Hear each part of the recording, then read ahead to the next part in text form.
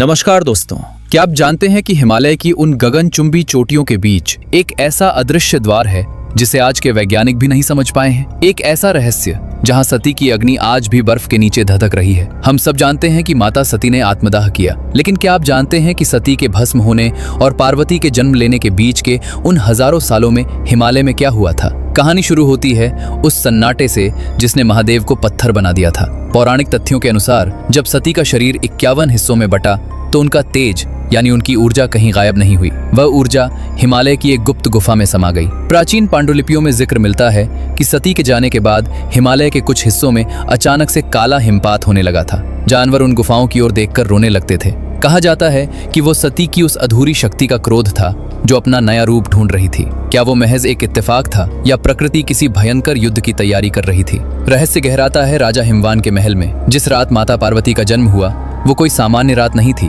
शास्त्रों में इसे शून्य काल कहा गया है, एक ऐसा समय जब समय की गति रुक गई थी। कहा जाता है कि उस रात रानी मैना के कक्ष के बाहर खड़े पहरेदारों ने कुछ ऐसा देखा कि उनकी आवाज हमेशा के लिए चली गई। उन्होंने देखा कि पूरा हिमालय अचानक से रक्तवर्ण यानी लाल रंग का हो गया था।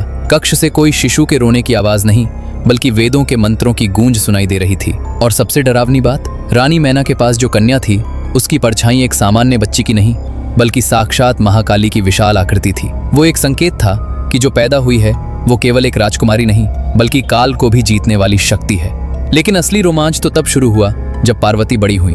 उन्होंने किसी खिलौने से नहीं, बल्कि बर्फ से शिवलिंग बनाकर उनसे बातें करना शुरू किया। रहस्यमयी बात यह है कि जहां जहां पार्वती के कदम पड़ते वहां की बर्फ अपने आप पिघलकर फूलों का रास्ता बना देती थी।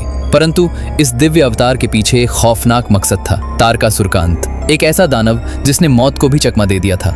उसे मारने के लिए पार्वती को साधारण कन्या से महाशक्ति बनना था।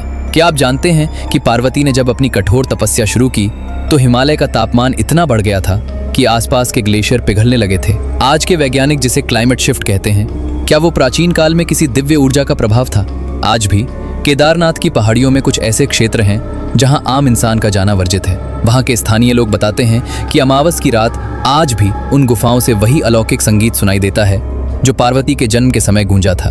तो क्या माता पार्वती आज भी उस सूक्ष्म रूप में हिमालय की रक्षा कर रही हैं, या हिमालय के वो गुप्त द्वार आज भी किसी और बड़े रहस्य को दबाए हुए हैं? आपको क्या लगता है? क्या